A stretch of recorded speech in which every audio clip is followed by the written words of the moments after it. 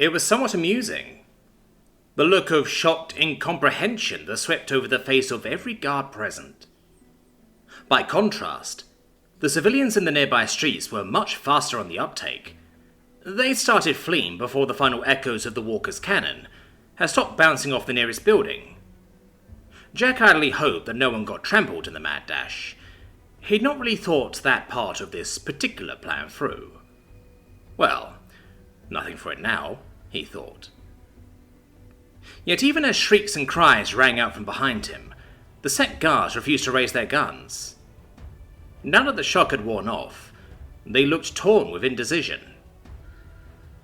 Glancing over at Ren, he couldn't help but note the proud smirk on her face.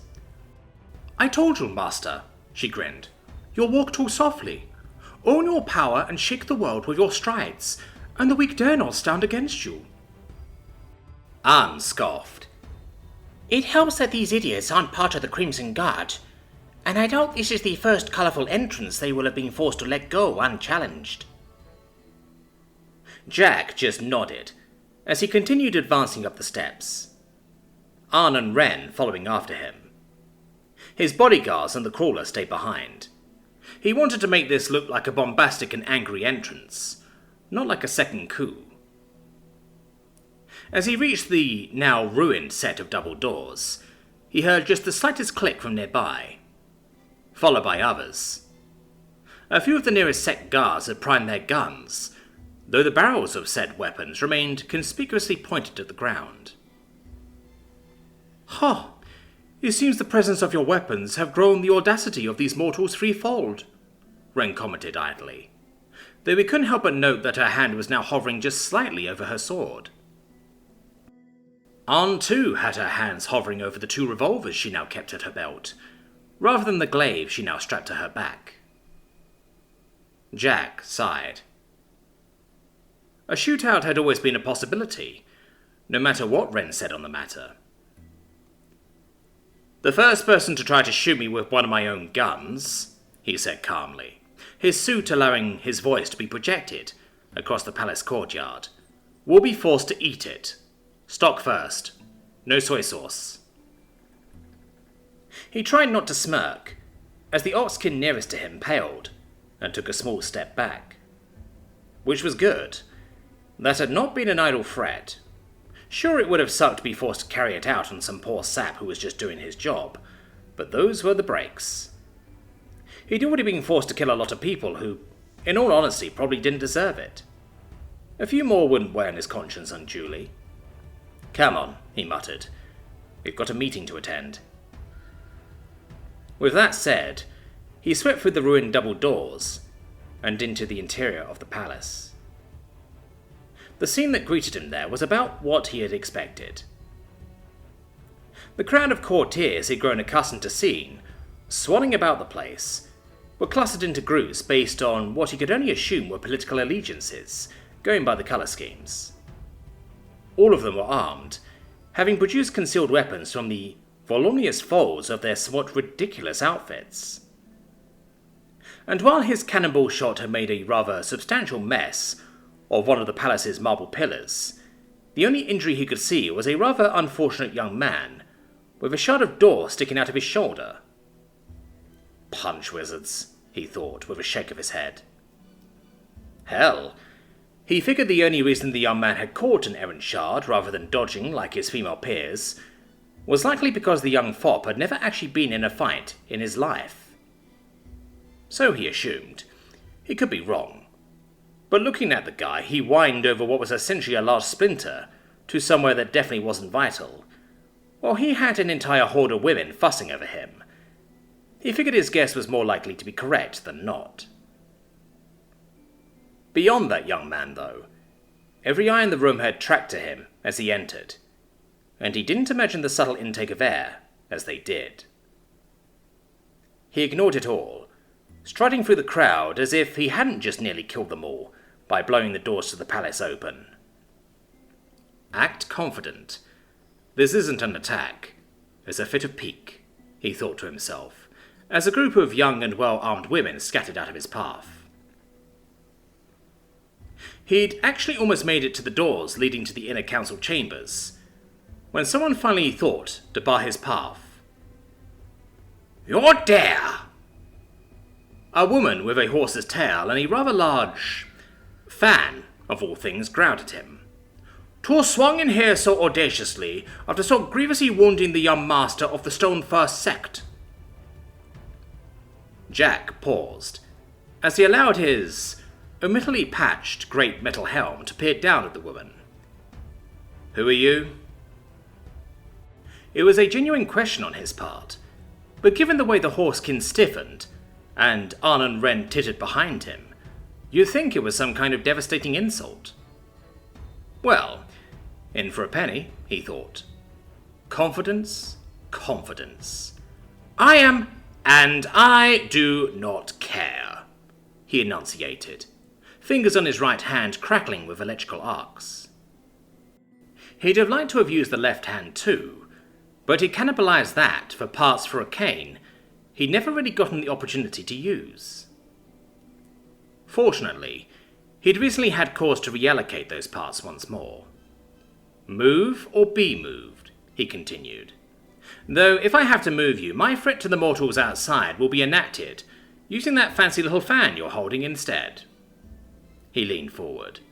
"Do not test me, girl." The woman's pale features actually managed to become more so, as her eyes darted between his sparking hand and his face. Then she backed up. Her pride didn't quite allow her to run, but there was a definite stiffness to her gait, as she soundlessly moved away. Wren whispered huskily as they continued on. "Excellently done, master." Arn said nothing, but he couldn't help but note that she was walking a little closer to his side than she had been a moment prior. He was just happy that they managed to get through the lobby without getting into a running battle, because even with Arnon Wren, he didn't know if he'd have won. He knew he wouldn't have won if the people beyond those doors in front of him got involved. That was the whole purpose of this little show. Intimidation. Never mind that he was sort of bluffing. Only sort of, though. He learned a lot over the course of the last few months, about cultivators and how best to combat them. And now he fully intended to put all that learning into action. He stretched out his hands dramatically, as a horde of angry, chittering microbots seemed to appear from nothing. They rushed at the inner doors in front of him like a wave, emitting a sound like a wood chipper as they went to work. They ate through the varnished wood in moments, forming a hole that got bigger and bigger, until all that remained of the once massive doors were a quartet of slightly chewed corners, leaving Jack free to see the Council of Ten Woe. A very different council from the one he'd been first greeted by when first entering the city. He could see 3 or so familiar faces, Shui included. The rest, though, had been replaced by younger, or sometimes older, equivalents. What he was looking at now were the sect elders, or heirs, that had been brought in to replace the leaders that had died in the Red Death's attack. And they were not the equals of the people they had replaced, not in personal power. They would be, in time, but it would take years. That was the problem with cultivators. They were expensive and slow to create. Jack had no such limitations. His growth was exponential, and he'd finally grown to the point where he didn't need to tiptoe. Only one member of the council seemed unbothered by his entrance. At the centre of the council chambers, Shui sat with a wry smile on her face as she cradled an oversized sword across her lap. "Quite an entrance, Jack," her husky voice echoed through the council chambers. Once more, Jack was reminded of his initial impression of the woman as some sort of bandit queen, rather than the leader of an ancient and prestigious sect. "What can I say?" he responded, as he stepped down the stairs towards the council itself. "Some of you need a small reminder of who exactly you're dealing with." "Who exactly we're dealing with?" a familiar voice mocked, the tigerkin leaning forward in her chair. "An up-jump male is what we're dealing with. and it's long past time he was reminded of his place. A number of members of the council looked slightly discomforted by their colleague's words, but made no move to argue. Shui actually looked rather pleased. Ah, Pan Su.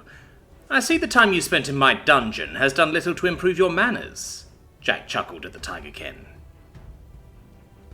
Now the leader of the famously misandrous Silverpaw Sect, with the death of her mother, Pan Su glared at him from her seat.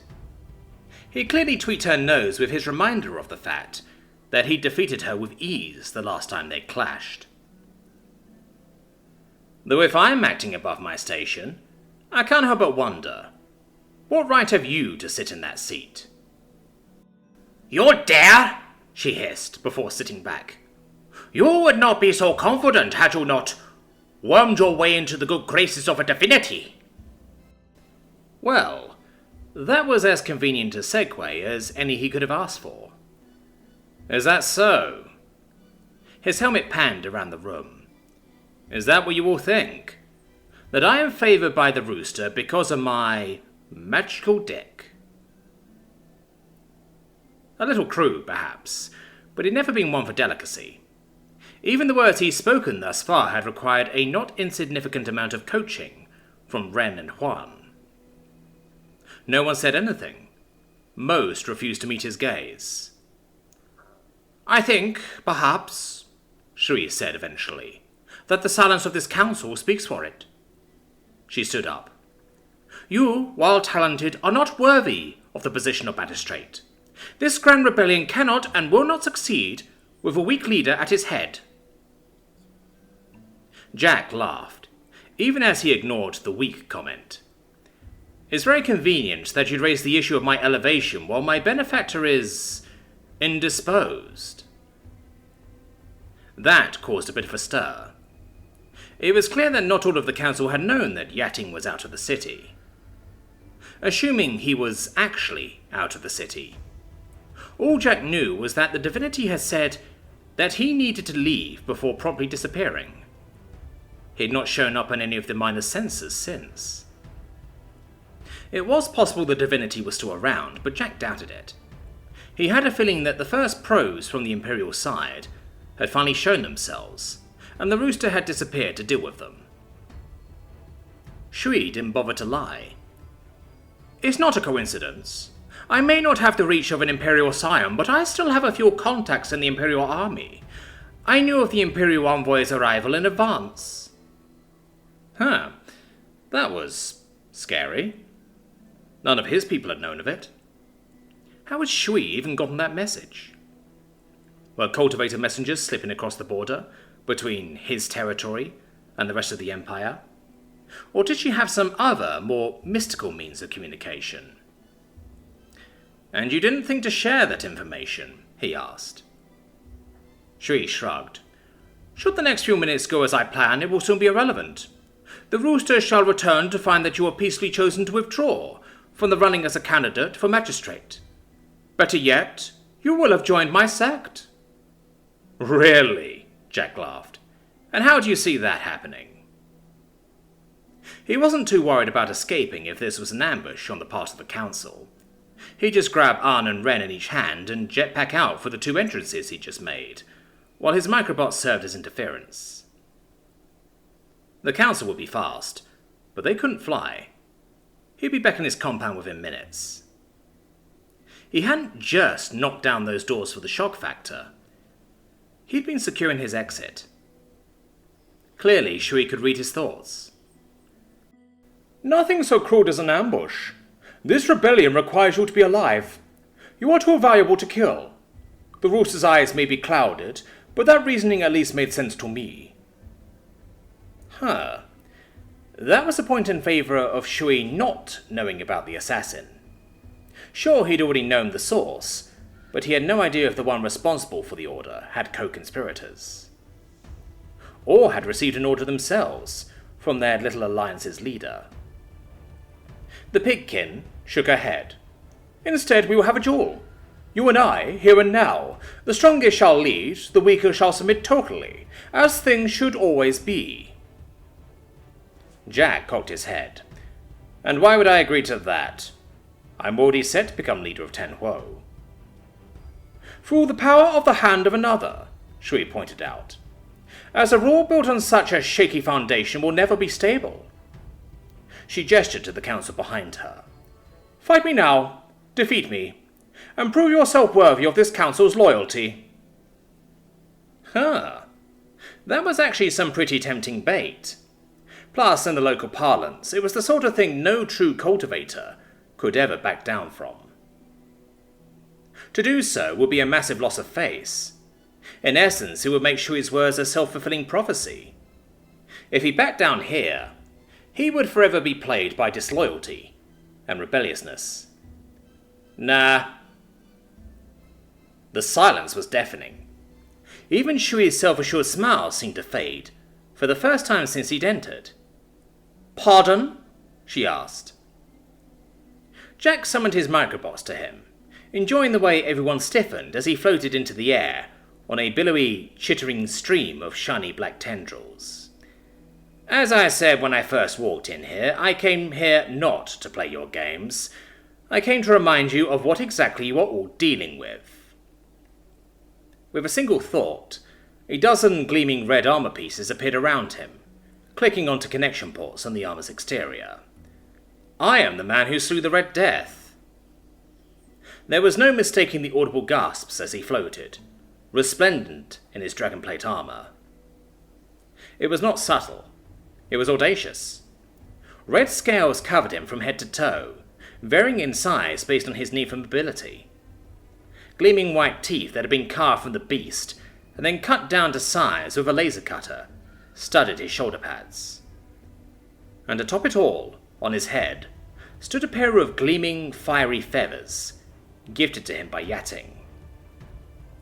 Flames billowed from his backpack, filling the air with a roar that sounded like that of a dragon. I am the killer of Kui, defeater of Bao, protector of the gate, creator of gods, burner of hordes, and the master acknowledged a peer by a divinity, he bellowed. Yet you dare to challenge me? Shui took a small step back, her mouth opening to say something, but he overrode her, his suit speakers reaching noise levels that would be downright painful to a cultivator. You dare to send assassins to slit my throat in the night? There it was, genuine confusion, on every face present, with one exception, Pan Su, which he'd already known. Ren had been able to identify the assassin once he'd made a recreation of her face. Shui visibly collected herself. I would never. Jack paused, baleful gaze staring down at her, as his microbots gnashed like 100 angry dogs. Fortunately for you, I believe you. He lifted a single finger, which means the conspirator acted alone, to curry favour with you, or perhaps out of blind arrogance and petty anger. He shrugged as best he could within his suit. It matters not. He took a deep breath as he prepared to give the signal, well aware that Lim was listening in. When I arrived in this city, I was gifted the compound of a sect that had previously offended the previous ruler by engaging in treason. At the time, I thought it barbaric. Overkill. He floated a half step forward using his microbots. But now I see the need for it. This council has a short memory, a memory that must be refreshed from time to time with the blood of traitors. That was it. The code word. A scant few seconds passed before 2 explosions rang out across the city with such force that the very ground shook. Cultivators, for all their similarities, weren't Jedi. They didn't sense a disturbance in the Force when one of them died. You could kill a dozen a block away from one, and they might not feel it. With that said, the key of over 100 cultivators disappearing at once was impossible to miss. What? What have you done? Pansu asked in a quavering voice. Truth be told, Jack was surprised she was the first to recover. Then again, I imagine this feels a lot more pressing to her, he thought. The Imperial Remnant and the Silverpaw Sect are no more. He stated it like it was the simplest thing in the world. And in many ways it had been. He had learned a lot about killing cultivators over the last few months, after all. His gaze panned over all of them. Now, bow. Shui was the first. Her trembling knees touched the cold stone beneath her as she bowed deeply. Her feet soon followed by the entirety of the Council of Tenhuo, with the exception of Pan Su, who merely stood, staring at nothing. Which was fine by Jack. She wasn't a councillor, after all. You needed a sect for that.